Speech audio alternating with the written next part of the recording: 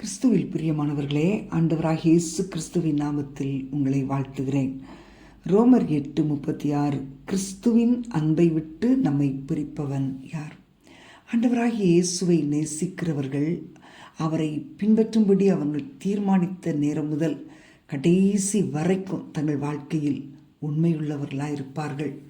என்னுடைய வாழ்க்கையில் என்ன நேரிட்டாலும் கிறிஸ்துவிலும் அவருடைய அன்பிலும் நிலைத்திருப்பார்கள். அந்த வாழ்க்கை முழுவதும் கண்ணீரின் பள்ளத்தாக்காய் இருந்தாலும் கூட பின்வாங்கவே மாட்டார்கள்.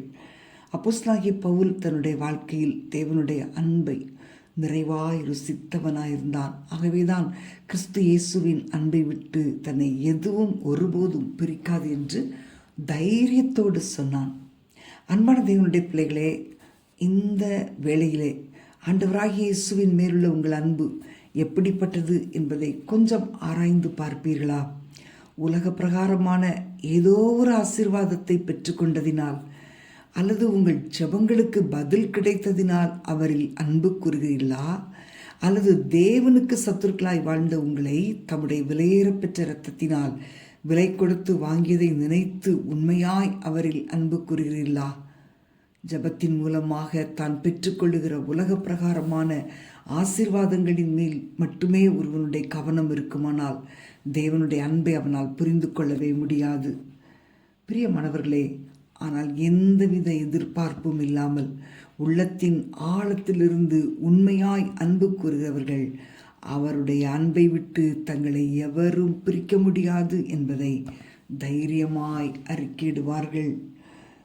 ஆண்டவராகிய இயேசுவின் மேலுள்ள அன்பை இழக்கச் செய்யும்படி உங்களை சுற்றிலும் எழும்புகிற ஒவ்வொரு காரியத்தையும் நீங்கள் மேற்கொள்வீர்கள். நாம் ஜெபிப்போமா? அன்பின் ஆண்டவரே, உம்மை துதிக்கிறோம் அப்பா.